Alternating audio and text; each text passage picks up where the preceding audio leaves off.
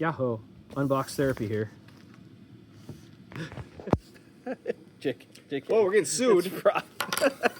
You can tell by the yellow Tuck XL. Yeah, OG Brad. He you know, Unbox Therapy doesn't have a knife as nice as this. This is the knife he designed.'re not going to use his own knife to open his. Look at this guy. All right, we're gonna put this so people don't see. Okay. Now only. So OG Brad is former owner of Tactical Keychains. Still makes some one-off test pieces that often end up at Tactical Keychains. Look at this. Like, there you go for you guys to. Spread on the chain. Here, if I was a cat. Oh, I just doxed you. Holy. All right. What does he got? Well, we have a box, and in the box is something, and then something, and then yeah, that's it. All right, video's done. All right, sounds good. Thanks for joining, everybody. I'm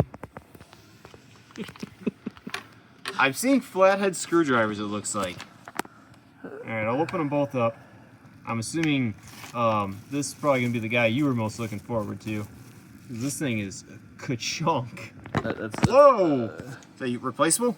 Yeah. Damn, that's pretty magnetized too. Yeah. Now open its butt. What the hell?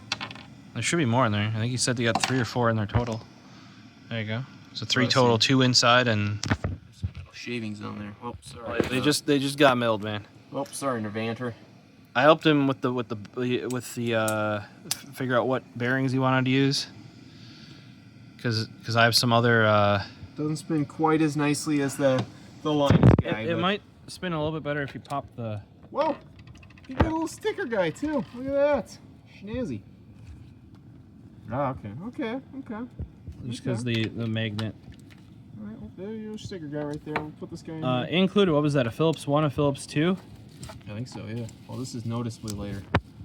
Noticeably lighter. Well, this is brass.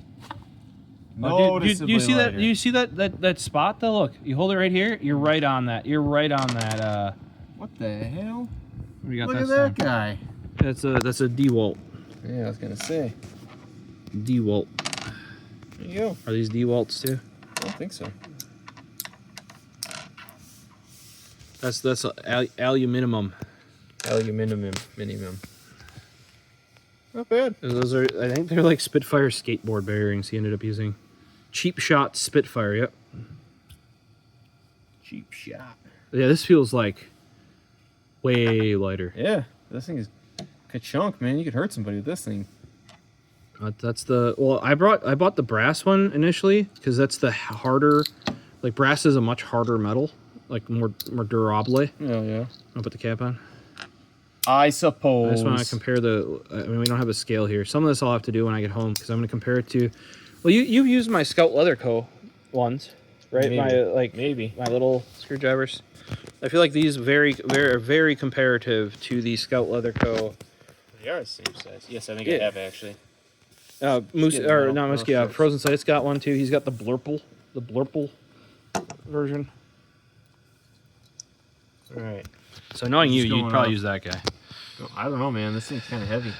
I would just use it to wallop somebody. Ah! Cathop. I wouldn't quite say it's half the weight, but I mean, it's noticeably heavier. I think if we pulled all the bits out, because the bits are the same between the two, Yeah. it might be half if all the bits are. And he just proceeds to Science, yo. I did not get the copper one. This copper's even heavier, I'm assuming. I think he weighed them not actually all that much. Like it was within a gram, I think, of the brass. Oh God. That's probably like a third.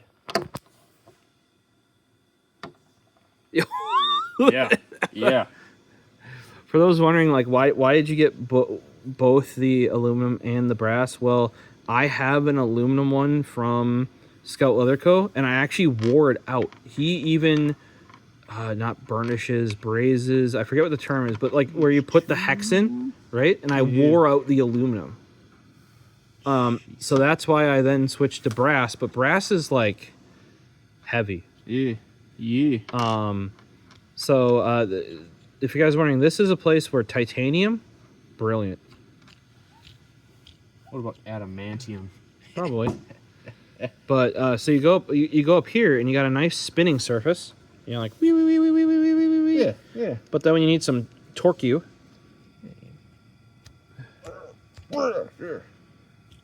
know, when you gotta get that PlayStation 3 apart so you can get the actual hard drive out of it. the number of times that I have to use it, our example of taking that drive out of your PlayStation 3 for how good iFixit's warranty is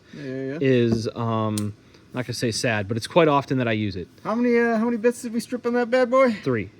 I had to arm. You just gotta push really hard is what I found out in the end. Yeah, we got it. You know what we found out in the end is once we used the JCIS bit, the correct bit for it, then it came out. I'm pretty sure we still had to push really fucking hard. If I remember. Because I think it was Loctited. I mean, it could be. It could just be because it's an old ass PlayStation 3. But part of it was that we were using the wrong bit the whole time. That did not help, I think. Yeah, we also had to push really effing hard. So, cheap shots, Spitfire. Dang. I feel like this one feels really, dude, Bones Reds are. I told him that, and he's like, I can't spend that much. I think these cost as much as Bones Reds bearings would. Damn. Gotta get some Reds, man. Bones. Well, Reds are the cheap ones. I usually run Bones Swiss, is what I tend to run. This guy over here. Running the big money. I see. I'm just saying, as long as you don't go in water, you never have to replace those Swiss. Where's the fun in that, man? What's the fun in that? Well, then you put on your cheap Reds because they're like longboard, like $20 or whatever. That is true. Yes, I think that's how much mine were. Whereas like Swiss are like $60 to $80, I think, or something like that in that range. What if running? What he was actually going for with this is he wanted an all black bearing. Not a lot of bearings have the black outer, inner right there, inner and outer, So just like press fitted in there. How did I get down there? Yeah, he press fit. He actually made a little press out of one of like a hand, like a whoop, and popped them on, huh? Yeah.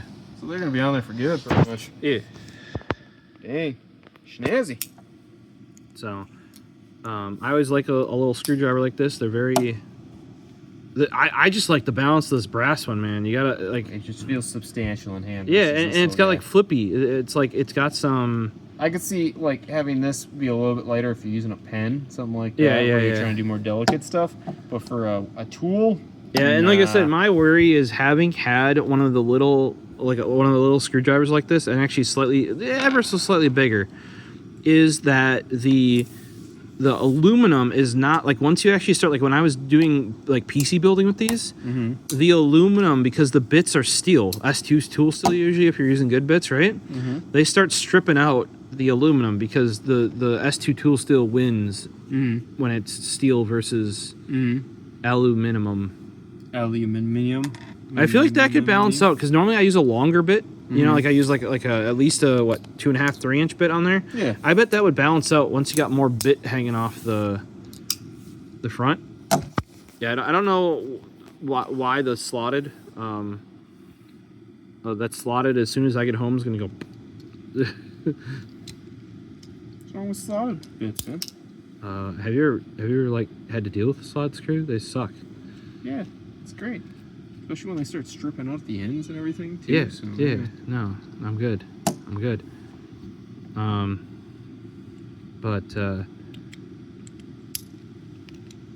Yeah, I will have another follow-up video to this one for those. So you should hit that subscribe button. Yeah. Where I compare these to, I have Scout Leather Co., 2 different kinds of Scout Leather Co. I have one other one that I got off Mass Drop. You remember the one with the fidget spinner on the end, the square fidget that's on the end of it? Like I got that guy too.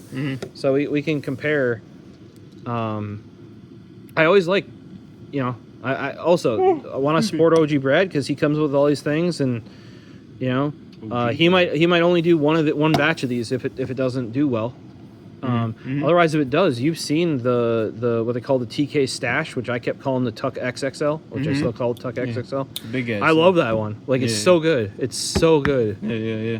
And that if he still wasn't tinkering around with his CNC in his I think he's in Missouri or something. He's got his own little like homestead out there, just doing his own thing. Making tools.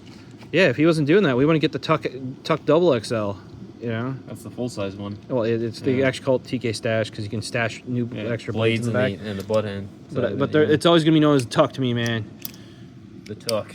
Yep. You remember we had the OG Tuck.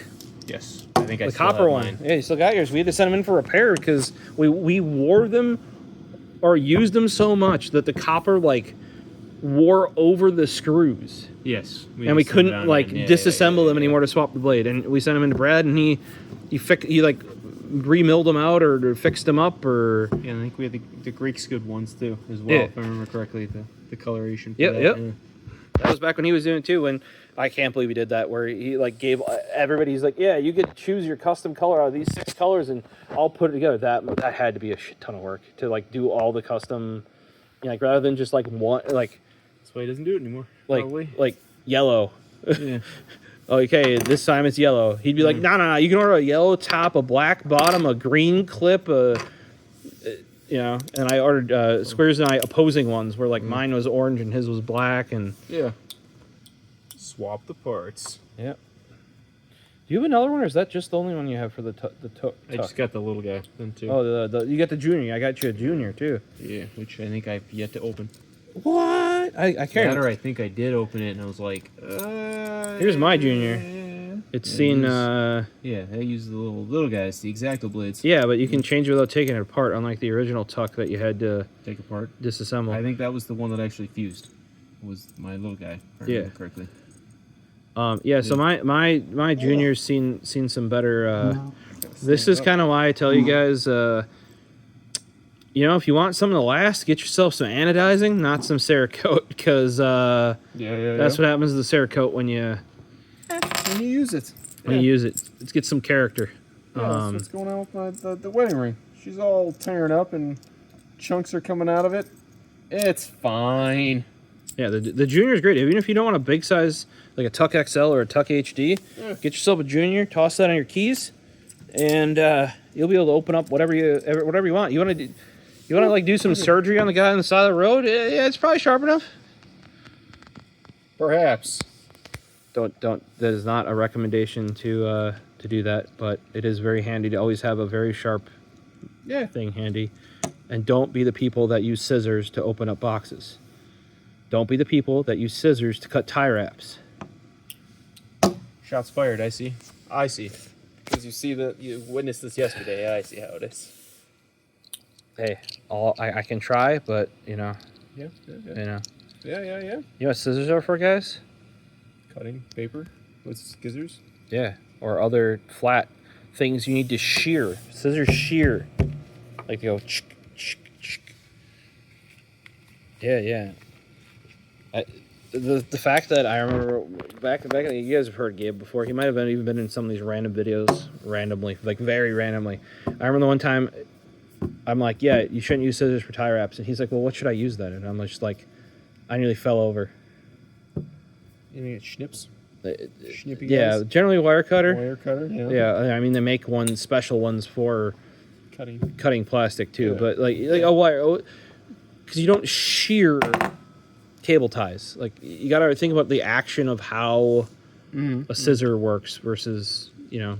Yeah, I mean, you can use it. Dude, I'd rather if somebody would use like get a pair of tin snips out, like True. Go the other way. That's, like that'll have no problem. That's a little bombastic.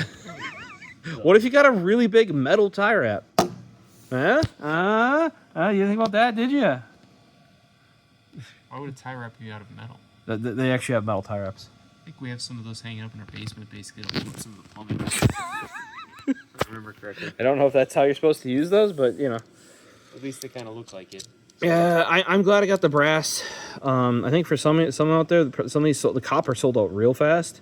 Yeah. Some people might have only been able to get the aluminum. I might tell you there, keep it to the lower torque stuff. As somebody who had another brand's aluminum that I actually like wallowed out because this guy's kind of patina too. Oh, dude, the balance on this guy, like it's so good. And I wonder, because we got some space in here.